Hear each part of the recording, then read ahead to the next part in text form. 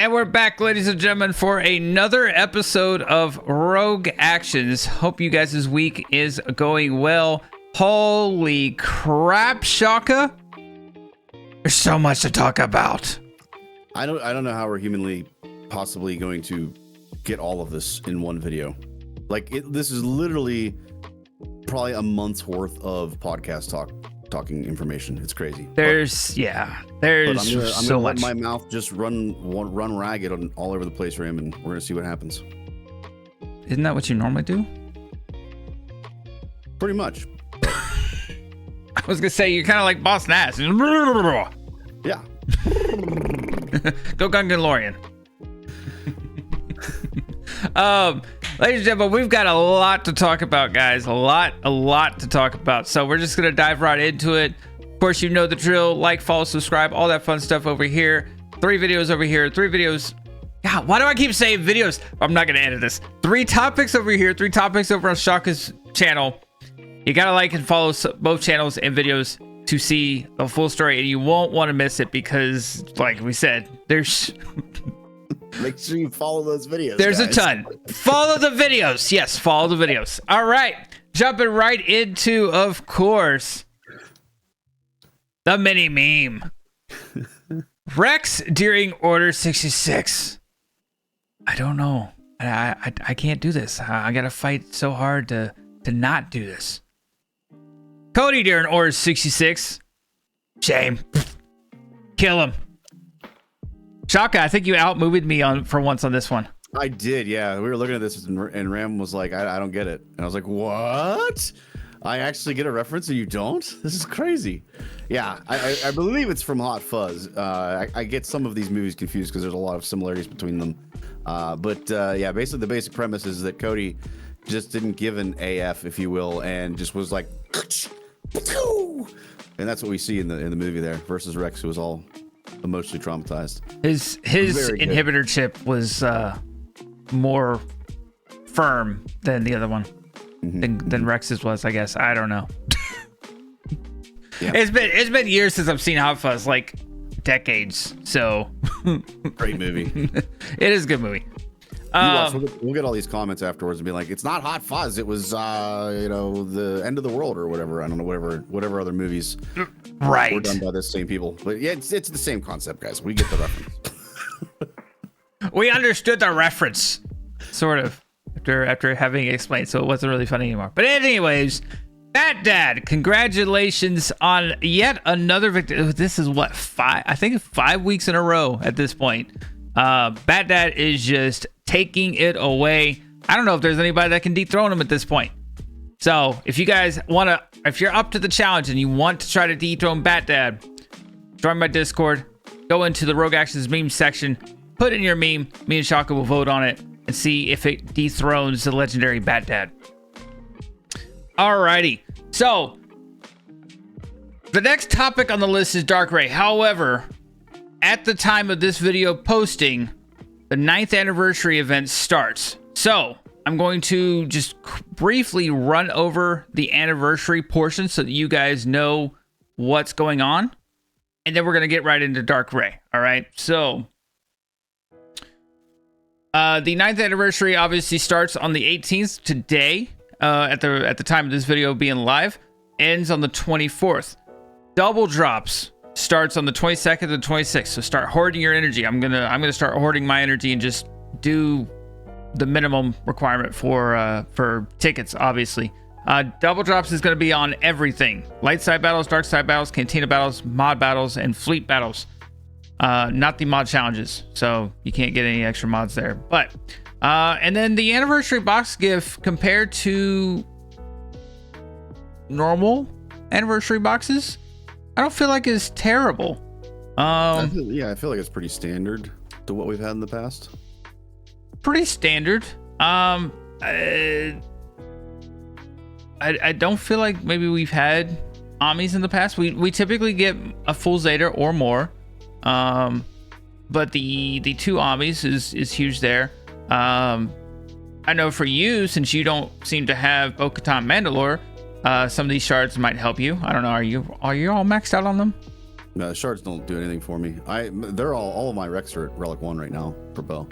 Got it. Okay. Yeah, I just was not investing the Relic levels until I knew for sure that I would have Ahsoka and what her requirements would be. So. Okay. Yeah, that'll be an easy farm for me to complete. So, but either way, it's going to be helpful for a lot of mid-game players to early game players. Absolutely. A lot of mod stuff and a lot of signal data. I do like the getting the signal data. That's always helpful, always needed. The shock prod and battle computer, the Kairos. You could have done 20 more. Like, you could have given us a full one. Yeah. But, whatever. Yeah, the Kairos I think are lacking. I thought, speaking of the Kairos, if we're looking right by that area, the data cache is an absolute joke. 250,000 data cache currency. Come on, yeah, that gives you nothing. That's nothing. Could have done at least 1 million. At least 1 million, if not like 10 million for crying out loud. Yeah.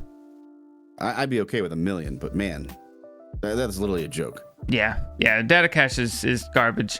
The rest of it looks pretty standard, pretty normal. Make sure that you guys are going into the web store itself and getting your mystery chest and your calendar. They're only for the web, so make sure you go in there and get those. And then if you are below level 85 but above level 10, you get a new player anniversary calendar as well. Not sure exactly what's in there. Actually, I think we covered it last week of what might be in there according to the data mines, but in this post there's nothing. They don't talk about it. And then everybody gets a anniversary portrait and title. So pretty standard for the anniversary gift. But the huge component is obviously double drops. That's going to finish up a lot of people's farms for, let's say, Peridia, Enoch, Great Mothers. It's going to help out a lot. So I honestly didn't think we were going to get double drops with what they've been doing and the way they've been going with things. I thought everything was going to be calendar based. I didn't think we were going to get this gift box. I didn't think we were going to get double drops. So I'm actually very, very pleasantly surprised with this. I did not think we were going to be getting all these things. Yeah. Well, I don't take it. It's always good. I think we talked about that last week with the data mines. Oh yeah.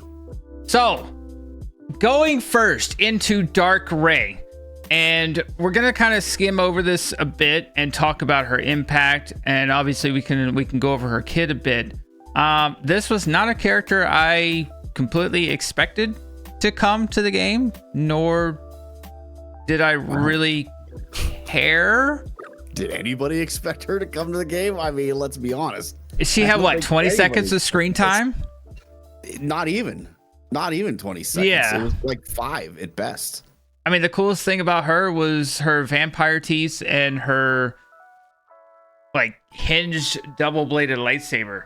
But outside of that, I was like, whatever. And it's the sequel trilogy, and it's like the second worst of the sequel trilogy. So, however, feelings about Rey aside, her kit is wow, and she is going to not only buff up Slacker, but even if you don't use her with Slacker, you've got a lot of viability with her elsewhere, with her being just able to fit in on like Starkiller. She's all right. So let's dive into this real quick. So obviously she's the next conquest unit. Why is she Sith? Not dark side force, unaligned force user. Dark version peaks at Rey, where she's taken the throne of the Sith. So that's why she's not an Ufu, whereas every version of Rey is Ufu. But all right. So her abilities: surrender to darkness, deal physical damage twice to target enemy, attack and ignores 50% protection. If the enemy had full health protection up at the start of the turn, attack again. 3 attacks total, and then if she deals 3 instances of damage, she fears them, which can't be resisted. That's huge. She's gonna give retaliate, attack enemies, and attack again, and then that's the huge part right there. Giving Slacker 10% ult charge, being able to get him in ult faster. That's huge. That's definitely a big part. That's a huge thing. Here's Shawka. Actually, I think you mentioned a little bit earlier, before we start recording, how you think she's going to deal damage. There's it is right there. Deal true damage to all enemies. Well, yeah. So I like that. That is a bit of an allusion to her light side version. So Ray, GL Ray, specifically does true damage through her alt, and splits that amongst all the enemies. So I like that they took aspects of her, alter ego, whatever. I don't know what the phrase is for that. Alter ego, there it is. And put it into her kit. I think that's cool. What I meant by I don't know how she's gonna deal damage. So she's labeled as an attacker. Correct. But if we look at her kit, her kit is mostly support driven. It's a very, very support driven kit. So for her to really, really, truly be an attacker, she's going to have to just have a ton of damage, which we obviously can't see that here from reading the kit.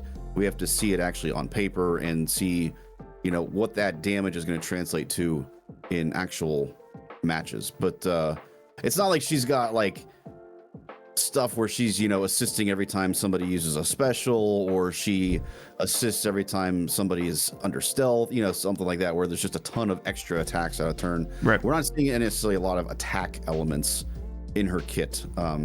Obviously she does attacks, yes, but I don't necessarily think that makes her an attacker per se. So, but yeah, especially her uniques and her second special, the malevolent lineage. That God Almighty, that does a lot for the First Order in particular. Yeah, I don't see a lot of Sith viability with this, but more so First Order. Yeah, no, for sure. So her Grand Arena, she's Grand Arena Omicron heavy character. Her Grand Arena viability is going to shoot through the roof with this. Shock can't be dispelled or resisted when she uses this ability. That's huge. So everybody's going to get shocked and not be able to get rid of it. Enemies defeated by this ability can't be revived. Remove 100% turn meter from all characters. Now that's an interesting part. Remove 100% turn meter from all characters. Yep. And it's not just contained to this. There's some of this in her unique as well. So all characters. Yes, that is your team as well. And what happens? Yes. What happens to Slacker when you remove turn meter? Well, not just him, your entire team. Well, yeah, your entire team, but under Slacker. Under Slacker, yeah, your team gets thick. Yeah. Thick AF. Yeah. Thick AF, guys. So she's gonna make them a defensive, viable team without a doubt. And we haven't even gotten to the whole not able to kill people aspect of it in the revive. Yeah, this is just her specials. This is enemies with bonus protection up, shield up, reduce their max health and max protection by 20%. So she removes turn meter, makes your team thicker as First Order under Slacker, and then makes their team weaker by having these bonus protection up things. So one of my first thoughts when I was reading this, and we talked about this on the stream on Friday, this ability has the ability to just reduce your opponents to nothing. Because if you think about it, you're reducing their max health and max protection by 20%, stacking, and there's no limit to the stacking. It's for the rest of the encounter. Literally, if she does this ability 3 times, they're almost going to be not survivable at all. Their opponent's just going to go down in a heap of nothing. So my first thought was, well, what's the cooldown on this? Is it something that she's going to be able to spam a lot? The cooldown is 4, so it's a sizable cooldown, but there's a way to reduce that. We haven't talked about reducing cooldowns yet. Yep. So this is going to be interesting. Now here's the thing too: is protection up or shield up. So Gungans are not going to like this, because that 20% max health, max protection. Yes, they don't have a whole lot of max health, but they got a ton of max protection from that shield generator and everything. That's going to reduce that too, just inherently. So that's crazy. And then if there's any version of Kylo Ren in the allied leader first slot, all First Order allies recover 50% health protection, gain speed up. That's useful as well, especially since First Order has always lacked a kind of way to regenerate health and protection. Yeah. Like they are an offensive powerhouse, but there's no defensive viability, because once they die, they have no way to regenerate. Outside of Slacker with his massive amounts of health still that he has. All right, so her unique. Whew. Ray has 25% critical chance critical damage. Ray's abilities can't be evaded. While Ray has retaliate, she recovers protection at the end of the turn equal to 100% of the damage she received. While she's debuffed, she has plus 50% speed. If Ray defeats an enemy, all allies defeated by that enemy are revived with 100% health. I'm not exactly sure when, and we'll get into this in a second, when exactly that's really going to be viable. Just because I don't know how often your characters are actually going to die. We'll talk about that in a second. Whenever an enemy with 100% or without 100% turn meter gains bonus turn meter, reduce their max protection by 5%, 10% bonus turn for the rest of the turn, or rest encounter persists through defeat. The Grand Arena aspect of that is all other first order allies retaliate, recover protection at the end of the turn equal to 100% of the damage they received. First order allies with advantage ignore taunt effects on their turn. That's huge because they always have advantage, so they're always going to be able to ignore taunt. That's going to make it super easy. And then if the ally is Supreme Leader Kylo Ren, whenever he enters aggressive stance, I think that's his ult, right? I believe so, yes. The cooldown of Malevolent Lineage is reset. What is Malevolent Lineage, you say? Oh, well, let's scroll up real quick. Oh, it's the cooldown with 4 that reduces their max health and max protection stacking. And how... Oh, wait, but we also said... oh, he's going to gain 10% ultimate charge? Oh, so he's going to be using his ultimate even more. And it's cooldown reset, not cooldown reduced. Shawka, you got anything to add on this one? It's gonna be disgusting, man. So obviously she's got a ton of. Again, we haven't even gotten to the best part of her kit yet. So she's gonna add a ton of survivability to her team, and so the revive thing, I don't think that's gonna be as vital as people might think it is. I think that is purely for banner purposes. So if you're in GAC and you're using this on offense, and you happen to lose some characters, which happens a lot if you're using them on offense, you get bad banners for the first order. Now, if you take her in and you end up wiping the board, all of your characters are revived, and suddenly you get a bunch of those banners back. So I think that that aspect of it is literally meant to just give you more banners when you use them on offense. I don't think it's meant to really increase the defensive viability, because if you're losing characters and it's on defense, there's a good chance that you are, let me rephrase this. If you're attacking them on defense and you're taking down their characters, there's a good chance you're probably going to win. So I don't think that's going to play a whole lot on defense necessarily, compared to what it will on offense, and you're trying to recover those banners. So, but yeah, like right now, everything that we've read already about this screams that she's going to be amazing. And again, we have not gotten to, I think, the best part of her kit yet. The next unique is just insane in what she brings to the table. It's disgusting. So, getting to her unique number 2, in our nature. If all allies are first order at the start of the battle, Rey gains 100% max health, as if she wasn't already thick enough. And that's not including the bonuses from Slacker and his leadership. At the start of the encounter, if the ally in the leader slot is any version of Kylo Ren, Rey is untargetable until all enemies have taken a turn or are defeated. Whenever an enemy is defeated, all characters lose 100% turn meter, and all first order allies gain advantage for 2 turns. That the other cool thing about losing 100% turn meter is it's going to make the battles much more speed based. So you're going to want to have, it's going to go based off of your actual speed on the characters rather than the turn meter driven part of it. So I like that. You know, it gives priority to speed mods again. Enemies with less than full health have negative 200% critical avoidance. So punishing them for having less than full health, which is crazy. Whenever an enemy with less than 100% health recovers to full health, they dispel all buffs on themselves. So punish them for healing as well. That's great. While in Grand Arenas, while Rey is untargetable from this ability, first order allies can't be defeated. So you have to target Ray in order to be able to defeat them. While an enemy is less than full health, they can't recover protection. Whenever a first order ally is inflicted with a debuff, they lose 1% turn meter once per turn and gain 1% offense stacking for the rest of the encounter. Holy crap. That's what I mean. Like, everything that we read before this unique made her really good and made the first order team way more viable than they used to be. And then we get this, and wow. So, I mean, there's obviously two main parts to this kit that we can kind of focus on. There is the initial opening play and how her kit affects that. And then there's all of the turn meter removals and how that affects your battle. Like, every time an enemy's defeated, you lose 100% turn meter. Yep.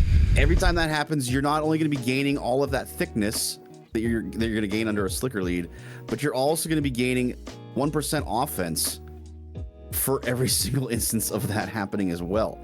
And every time a debuff happens, let me rephrase that. You're going to be gaining all that thickness. And also, every time you get inflicted with debuffs, you're going to lose turn meter and gain offense on top of that. So you're just going to get thicker and thicker and thicker and thicker and stronger and stronger and stronger and stronger the longer the battle goes on. Mm-hmm. Well, and so your immediate thought would be, well, we have to destroy them right out the gate, right? We just got to come out and take out this team as fast as possible, hit them hard, hit them fast. Well, too bad you can't because they have to all take turns before you can target Ray. And they can't die until you can target Ray. And Ray can't be targeted until they all take turns. It's a bananas kit, man. It's so cool. And I love that it's got a lot of elements of GL Ray built into it. There's a lot of subtle nods to it. Like from a kit design and from, we talked about the duality of the force connection, whatever the heck they called that. Force dyad. There we go. The force dyad.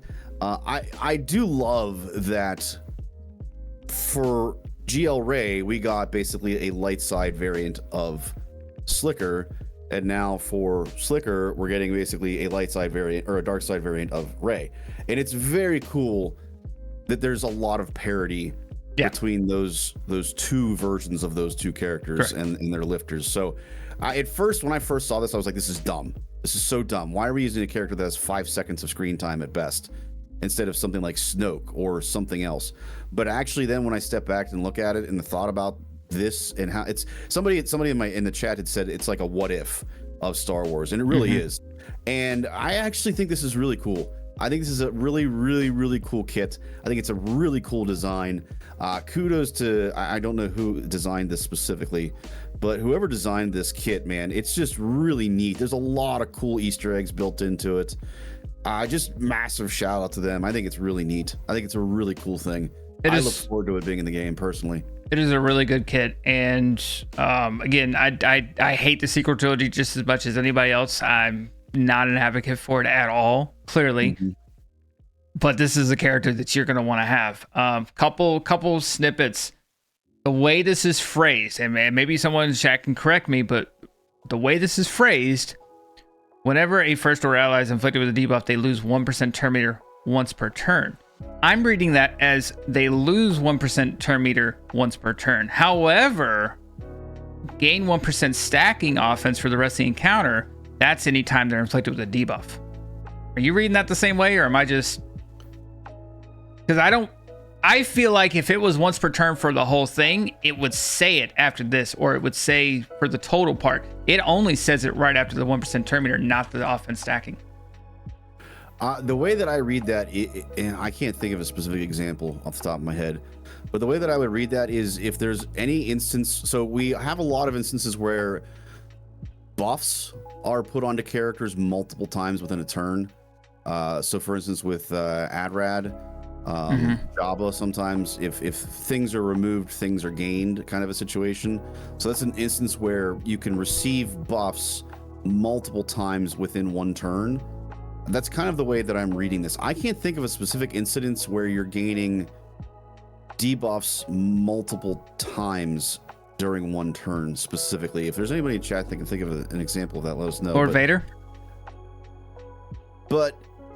Because Lord Vader's inflicting dots periodically throughout the whole battle, right? But I don't think so. Inflicting multiple debuffs once in a turn, I don't think is what it's applying here. So like let's say Darth Vader. Darth Vader does his Force Crush, okay? Those are all debuffs that are being inflicted once during the turn. Versus if you had, I don't know, I can't think of an example of this where like maybe it's a dispel and you put buff immunity and then you put additional debuffs on top of that kind of a situation. Those additional debuffs wouldn't count. That's the way that I'm reading it. Okay. I feel like this is a very specific scenario type situation. What about Watt? So like Lord Vader puts tank tech, or Watt puts tank tech on Lord Vader, right? So Lord Vader is doing his thing, right? Yes. He puts out debuffs, but then Watt is also going to assist and put out more debuffs. That's not on the same turn. Maybe that instance. I don't know. So yeah, that I would read that as being Watts wouldn't count there. Okay. Because that's a separate instance of debuffs being put on the character within that turn. So yeah, I think so. They wouldn't lose the turn meter, but they would gain the offense stacking again. Well, they would lose the turn meter for what Lord Vader's debuffs were, but they wouldn't lose it for what Watt's debuffs were. Right, but but for both instances, they would gain the 1% offense stacking, or just for Lord Vader. No, I read it that the offense only occurs for that one instant, not one instance, but the one iteration of debuffs being put on them. It's hard to, I don't know what kind of language to use with this, but I'm not a game tester. I don't know, but there's people that are smarter than me. It's the wording. Sometimes maybe I look into wording a little bit too much. This is a must-have character. So here's the other thing that we normally typically will sit here and kind of figure out importance of Omicrons. We don't have the differentiation of the Zetas at this point, so I'm not going to sit here and try to figure out which Zetas are important, but let's figure out the Omicrons. Okay, and that's the issue. Time out. Now, sorry, back to this reading thing. Oh. So when I read it now again, so I do read it differently. So I was thinking that it was 1% turn meter per debuff. I don't read it that way now. It's just once. If you're inflicted with a debuff, period, you lose 1% turn meter. So Lord Vader or Darth Vader inflicting multiple debuffs, no matter how many debuffs he puts on, it's just 1% turn meter and 1% offense. That's the way that I read that. I think that's what you had said originally. Yeah. I just dumb and slow. Yeah. But yeah, no, I'm there. All right. So Shawka, looking at her 3 Amis. Yeah. Which order of precedence do you give to her Amis? Yes. And are all 3 required? All 3. All 3 in my opinion. Yeah. I don't know order wise. Oh man.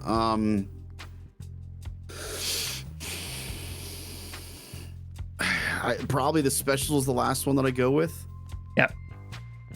Just because, again, how many instances are you going to get to use that in a battle? Maybe 2, 3 at most times. And to me, it's just giving you that revive mechanic is just kind of giving you some banners back. I know it's giving you some survivability. I get that, but I'd probably go the uniques first. For me, without a doubt, the inner nature is the best one. Correct. Yep. So in all honesty, I might even consider going in our nature first, then malevolent lineage, and then don't be afraid of who you are. I would maybe consider going in that order, but either way, you need all 3.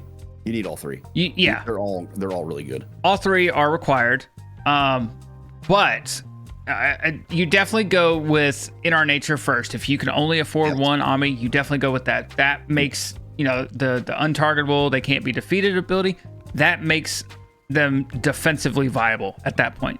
So you 100% go with this Omicron. The other 2 are required. They're not required, but you definitely want all 3 on her. They're must-have. The shock can't be dispelled or resisted. Enemies defeated by this can't be revived. Remove 100% turn meter. The stacking reduce max health, max protection, the protection and health recovery. That's crucial for a first order team. And then this one, yeah, they might not recover that might not be super huge. The malevolent lineage is big. You definitely want to recover that or reset the cooldown of that. The cooldown reduction is the best part of that, which that part also think, yeah, that also helps. Ignoring taunt effects, and they always have advantage because that's just when they lose advantage, they regain advantage. They always have advantage, so they're always going to ignore taunt. All three Amis are absolutely necessary.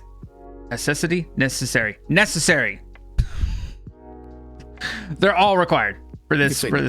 Too. Yeah, the necessities. See, I knew where I was going with this. But yeah, no, I think hands down the absolute requirement, bare minimum Omicron is in our nature. 100%.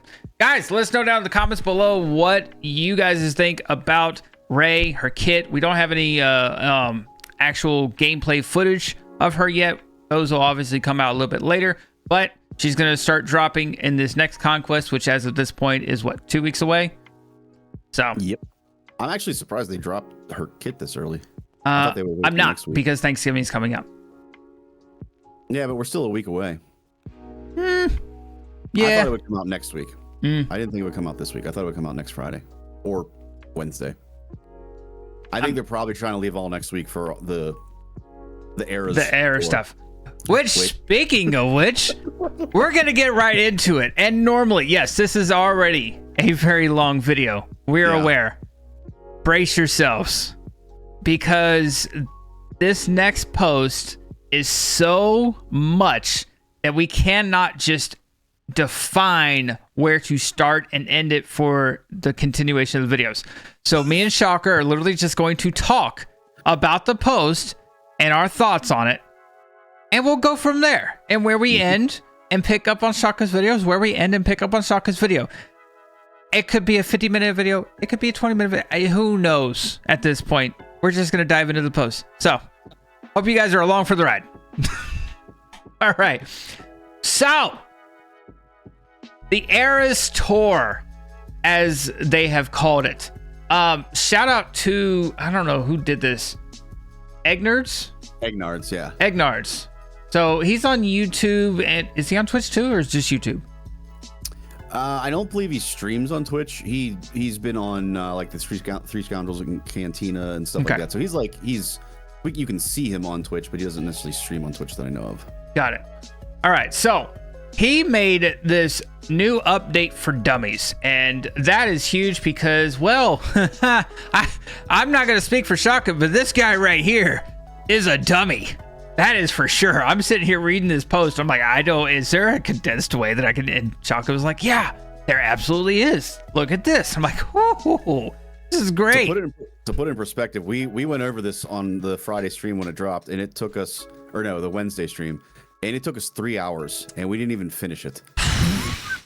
Yeah, 3 hours, and we didn't even finish the actual going through the post. That's how long this is. Yeah.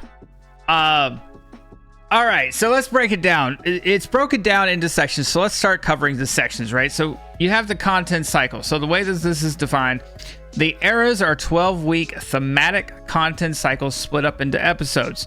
Now, to help you understand and pull up the actual post, you have your Meathead art. So shout out to Meathead for this amazing art that I think my 8-year-old daughter probably could have done. But hey, props. I think it's actually pretty good. It is pretty good, but I'm just, I don't know. I thought it was funny. He's getting a lot better at this. Yeah. I mean, have you seen his stick figure drawings? I love you, Meathead. All right, so you have your era, and then within each era, you have 3 episodes under that era, and then each episode has 2 marquees attached with it throughout that period of that episode.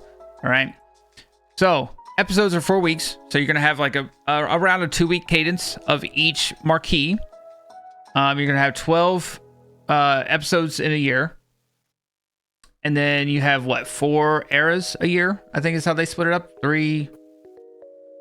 Sort of. Technically, there's gonna be 13 episodes, but in terms of within the era's layout, there will be 12. Yeah. Up to 2 marquees, always at least one. So there's that, right? They might not always have 2, they'll just have the 1.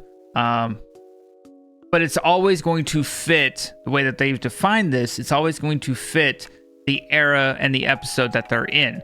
So, for instance, the episode that we are currently, the launch era, is the era of apprentices. And we're starting with, obviously, Hu Yang. We'll get into those a little bit more in Shawka's video. But we're starting with Hu Yang and Hera in that one. But it'll be defined by the era and the episode associated with it. So Clone Wars, whatever.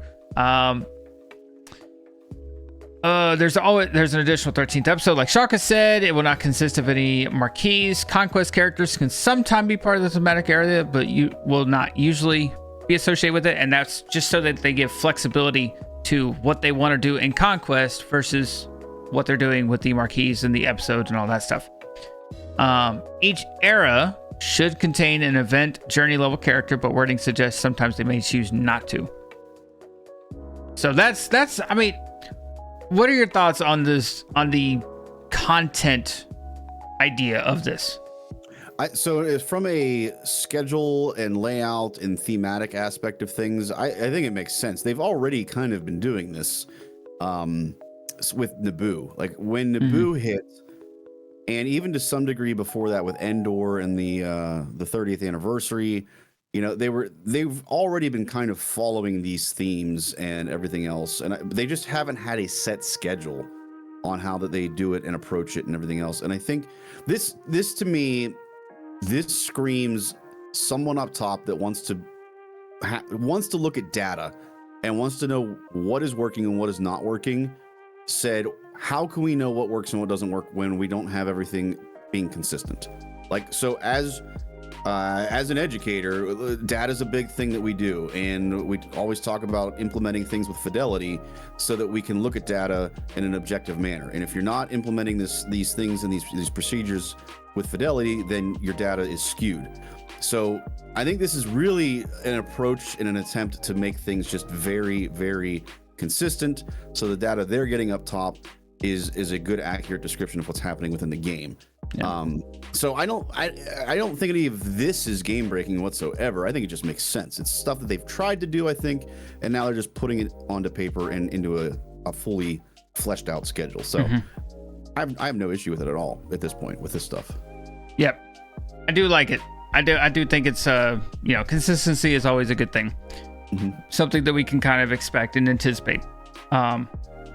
So the first era, like I said, is going to be the era of apprentices. You only have 2 episodes in that era. 2 characters are going to be released in this time, Hu Yang and General Sadua. Like I said, we'll talk about those more in Shawka's video. The second episode is a holiday episode and will not have any marquees. And then Ahsoka will be released during this episode. So right there, we already know for sure. And we knew before, but we know for sure now she's going to be released during that holiday episode during the holiday season.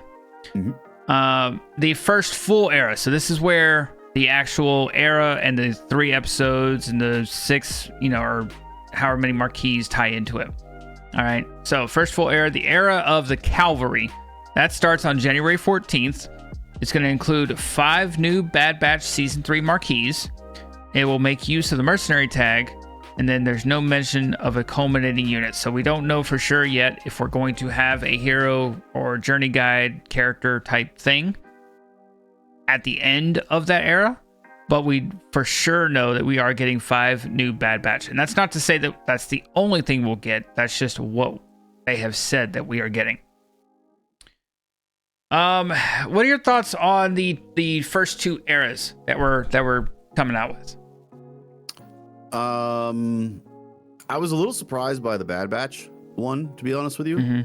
I'm not mad about it because I feel like following something as significant as the Ahsoka era, which is what I'm going to call this at this point. I know it's the era of apprentices, but it's beyond just these 2 episodes because realistically it's included Baylan, it's included the Great, it's the entire thing from the Ahsoka series. And even though they didn't have a set schedule for that yet, it's essentially been the same thing. But I have not had an issue at all with the Ahsoka era in the way that that's working, and I like that it is culminating with a big event. I think that's kind of a cool thing to it. Bad Batch, I don't think that's going to go super well, but I think that's kind of you need peaks and valleys, and if Ahsoka's a peak, then you're going to need a valley. I don't see something that we're going to go for that's going to be huge and big and legendary at the end of it that's really going to push people. I also don't see people wanting to get 5 new Bad Batch characters either. Like the Bad Batch are already a viable team and they don't really change much within the show. So like why, unless it literally is totally new characters like, you know, Asajj, spoiler alert, I don't see a reason to bring in 5 new versions of these characters. Like I don't want a new Hunter. I don't want a new Echo. Like they're the same character. So I don't know. But again, there's a lot of details to be seen yet with this. So I'll hold final judgment until they put out more information on that. Yeah, there is a ton of stuff. I don't know. Bad Batch. I don't think I've still seen season 3 yet. So this will all be new to me. I haven't seen all of season 3 yet. I've seen maybe half of it at this point. Yeah. So like I have not. I know Asajj is there because she's in the trailer. I have not seen her yet. So yeah. So there might be 5 characters outside of the core Bad Batch that are viable to come to the game, and I just haven't thought of them or seen them yet. But I just don't want to repeat. I don't want a Stormtrooper Han and a Captain Han. Like I don't want more of these stupid they changed their outfit things, because technically yes, their outfits look a little bit different. They're more weathered. I don't, come on. It's not like a distinctly different character. Like Ahsoka, I would argue, you know, Snips versus Cat versus Fulcrum versus the Ahsoka show. Those are all very different characters. Yes, their outfits changed, but she's aged significantly. Her approach on things has changed significantly. Like I'm okay with those having multiple iterants of characters. I don't want just a new Bad Batch character because he changed his outfit. Like, well, even the 2 Mandalorians, right? You have the Mandalorian with the old armor and the Mandalorian with Beskar. Yeah, those are 2 different characters. Yeah, and I don't necessarily love that. I think I don't love that as much because I think Bam is just not that good. You take that back. You are. He has viability everywhere. What are you talking about? Damage immunity?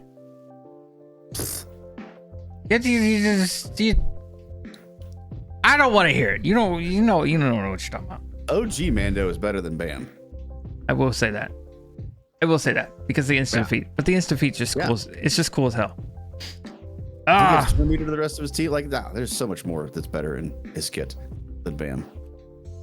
Make Bam great, guys.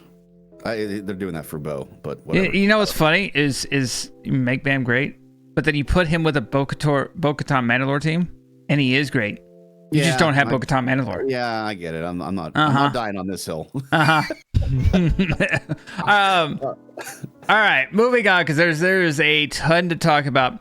So daily activities are being dumbed down to 7 streamlined quests, right? So right now, when you log into the game, you have all kinds of things from complete a arena battle, complete a fleet arena battle, do challenges, buy things in the store, whatever. They're condensing that all down to 7 daily things that you do. Each quest is going to grant credits and episode points, no crystals. That I don't like, because I was getting on average 25, 30, like 35, 40 crystals from Galactic War alone when I sim it, and then maybe 120 crystals a day. That's not much, but still, you know, it's helpful. It gives me a couple refreshes for free that I'm not having to sit here and try to farm up crystals for. So why get rid of the crystals? Whatever. It appears that there's still a prize box for completing all daily quests, which will still include crystals.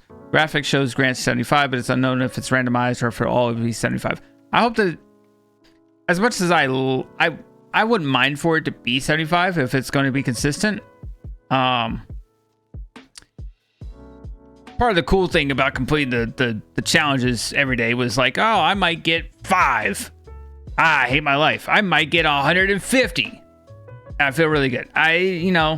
consistency, I think, would be a little bit better, but as long as it's not a bad minimum number, because if they're taking out all the crystals from everything else, and this is the only thing that's going to get crystals, then like 50 better be the minimum, not 5.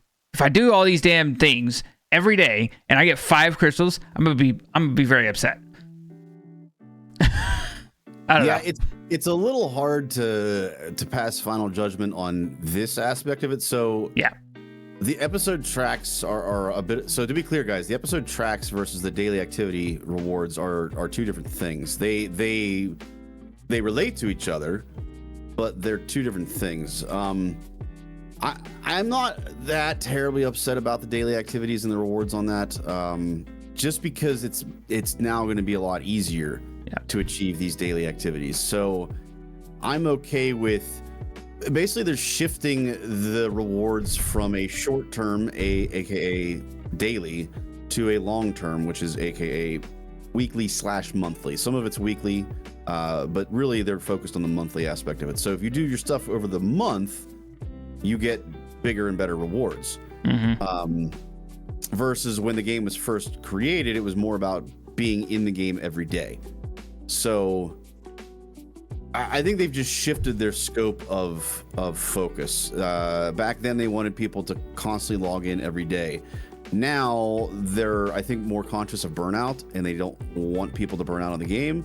So they're trying to focus more on, hey, here's a lot of rewards over the course of a month. You don't necessarily have to do this every single day, but we don't want you quitting and leaving the game. You have to keep coming back over a long period of time to be able to get these same kinds of rewards, which I think actually, strategically speaking, from their point, is probably a good plan. It gets people to not burn out as fast, and it keeps people engaged over a longer haul. Right. Especially if they've invested money towards it over Facts. the month. Absolutely. Here's the screenshot from the daily activities. So in here, you got things like user 600. That, again, we'll get into here in a little bit. Maybe over on Shawka's video, we'll talk about it more. The 600 energy, Cantina energy, mod energy, and ship energy, and that part is live right now. So that's huge. I am a big fan of that one. You can see that they did take out all the crystals out of these. However, they have crystals down here, like we said in the post. We got crystals down here in the box. We don't know if it's for sure 75. This part I do like, if it's reading the way that I'm looking at it. This claiming your free energy, it looks like I can just claim it at any time. There's no set timer or anything like that. So I don't have to sit here and wait until 11 o'clock my time to try to figure out, oh crap, did I collect my free energy for Cantina? No, I can just log in, and if I got it for that day, great. I can log in anytime and get it. If that's the case, huge proponent of that. I think that's great. Yeah, that's I think one of the just the overwhelming amount of information that we've gotten. That's something that's lost a lot. The daily activities are easier. I think most people are aware of that and know that's happening. But if that energy thing is the way that we're reading that picture, that's huge. That is so convenient to be able to just claim that whenever you have the opportunity to log into the game. Like, I can't wait for that to be the case. I will say, as much as I've been negative about the game of late because they're not fixing problems in the game, I do think that a lot of this update across the board is very, very good at alleviating a lot of the stress and the monotonous daily stuff that we have in the game. So I'm happy in that regard. Right. So I'm gonna finish up with the episode track, and then we're gonna get over to Shawka's video, and he'll cover a little bit more about this. But I'm gonna preface a lot of this stuff by saying most of this post, and I've already kind of mentioned it before on Ranger stream in chat. If you were on Shawka's stream on Wednesday night, a lot of this is like what you would call not necessarily a compliment sandwich, but something of the equivalent.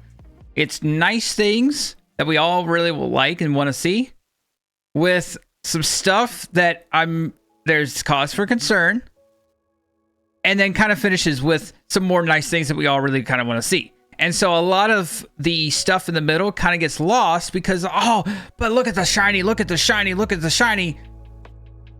And then you have the crux of the problem, and I think we're getting ready to talk about that here in a second. All right. So at the episode track is unlocked at level 85. So if you're not level 85, to me, this gives people a reason to want to buy the hyperdrive bundle now. They're enhancing people's or players' desire to want to get the hyperdrive bundle, because if you can't partake in the episodes, you don't get the free stuff. I don't even know if you can partake in the marquees the way that the episodes are designed. So are you losing out on content if you're not level 85? I don't think that would be the case, but that's if it only unlocks at level 85, you're missing out on a lot. Easy way to do that: buy the hyperdrive bundle. Now you're instantly level 85. That's $50. See where I'm going with this? All right. I had not thought about that aspect at all. So I bought the hyperdrive bundle a long time ago, so I don't see that constantly up in my stuff like other people do. But yeah, you see all of these passes popping up and these rewards coming from it, and you're level 20, and you can jump to be able to do that track for $50. There you go. That's tempting. There you go. All right. Episode points will allow you to advance on the track. Episode points are earned from your daily quest, your episode quest, character quest, and galactic challenges, which are a significant shift. We're going to talk about those more in Shawka's video. There is a free-to-play and pay-to-play track. That much is guaranteed. So you have the free-to-play that gives you certain stuff. Let me see if I can find it on here. So your free-to-play gives you, some currency, some mod stuff, a box that might have some stuff, whatever. But already up here, you're getting 20 Huyang shards with the pass. You're getting double the episode pass, and that's like we were saying earlier, that's in conjunction with the free track. So you're getting everything. It's like Conquest essentially. You're getting a keypad, you're getting a Zeta, and that's just on the very beginning of the track. And there's a lot further of a track to go. The episode pass unlocks premium rewards, faster progress, and exclusive feats in Galactic Challenge. Access to exclusive feats in Galactic Challenges. Right? Let's look at the wording here for a second. Access exclusive feats in Galactic Challenges. Got to pay $20 for that. All right. The Pass Plus gives you all that stuff and 10 levels starting. All right, so $20 for that, and then $40 for the Pass Plus. Free-to-play players that play daily can expect to complete the free track by the end of an episode. That's good. That still gives you enjoyment out of whatever content that they're bringing out, I guess, to an extent, sort of. The paid track, playing on a regular basis. That's the key thing here. You're playing on a regular basis, on a daily basis for the entirety of the month. Yep. The pay track includes marquee character shards, Zetas, and Omicrons. There's also a repeatable bonus award at the end of the track. Weird.